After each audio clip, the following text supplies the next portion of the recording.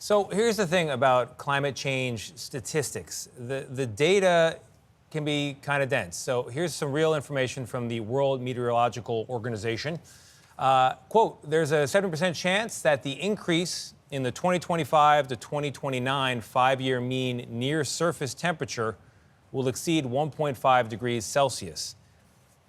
If that sentence made you want to change the channel, please don't, one. And two, I'll make a bargain with you. I'll bring in a comedian, an actor, a man named David Cross, who you recognize from Arrested Development and many other shows, to tackle this problem in a better way. It's the idea behind Climate Science Translated, a British video campaign that's now here in the U.S., making its debut. Cross works with a renowned climate scientist named Michael Oppenheimer of Princeton and uses humor to make all the dense science stuff a little bit more accessible and to communicate the urgent need for action. Here's a little taste of the PG version, a lot of F-bombs in the other one.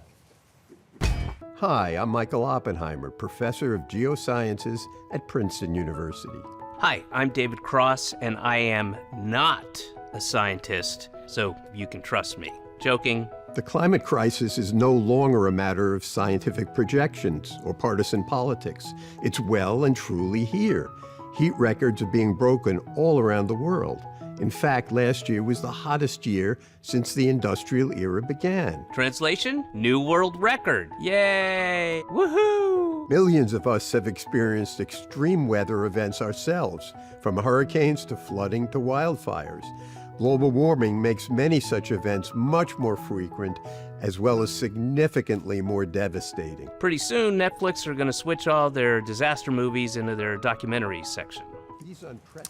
David Cross and Professor Oppenheimer join us now to talk about the campaign. Gentlemen, thank you very much for being here. Thanks for having I was telling you in the commercial break that I used to cover climate change almost exclusively over at MSNBC before I came here. And I have to say I despaired by the end because it felt like no one wanted to hear it. It was the same story over and over again. It's really bad. It's getting worse. We have to change, and yet we're not.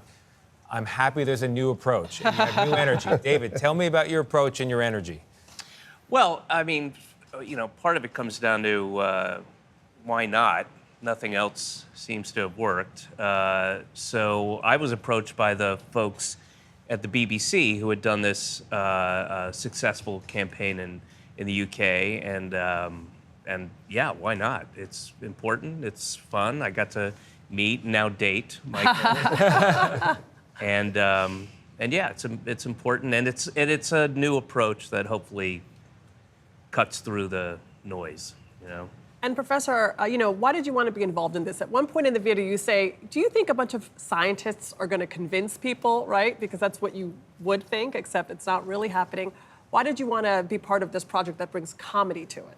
Well, you need to explain something as complicated as climate change. You need to present the information in a familiar context in ordinary English. And most scientists can't do that. When I say familiar context, what's more familiar than comedy? Ordinary English? Who speaks the ordinary language? Who's more better ordinary? And more, you know. I know, I'm almost a little insulted, but that's okay. Okay, That's all right, okay. The averageness is just off the charts. It's, you know, that's what comedy does. And comedy isn't the only way to do this. Some audiences prefer to hear it in a religious context. The key thing, though, is stay faithful to the science. Don't exaggerate, say things that are true, but say them in a way that the average person can understand. So then how do you go from someone laughing to a joke about climate change to actually doing something? Because people can just enjoy the content and move on. Well, after you laugh, after one laughs, you tend to reflect on the thing you just laughed at. And it's kind of the, oh, yeah, oh, okay. And then you move into the, hopefully, the being proactive part of it and doing something about it. And, you know, there's not a lot, you know, you can get rid of as many plastic straws as you want, but that's not going to do much. You gotta I mean, I'm speaking for myself, you gotta vote people in who are going to have the courage and political will to do the bigger things that will make a difference. I'm not a big believer in courage when it comes to our political leadership. I think they do whatever they think will keep them in office, right? Yes, They are representatives in the truest sense, right? So it's really about political will. Yes. So courage comes from knowing that the people want you to do something about something and a comedy or any sort of humorous context is a way to engage more people, so then they're willing to do at least the minimum, which is send a message to their leaders. Tell them, we heard this, we got it, we want you to act. One of the things that I think is most important and perhaps the most effective way to do it is to tell people this is going to affect your pocketbook. That's how you vote. That's the preeminent reason you vote for the person you vote for, always. Talk to them about that. This is going to, really, really affect your income and your and will, and we talk about that. We talk about insurance rates going skyrocketing. And not just your income, the way the world looks in the future, the way your children are going to have to live, and their children. I know it gets to a stretch if you go generations, but if you keep it close, your family, that helps. Professor, I'd be curious to know what your colleagues in political science think about it coming to this.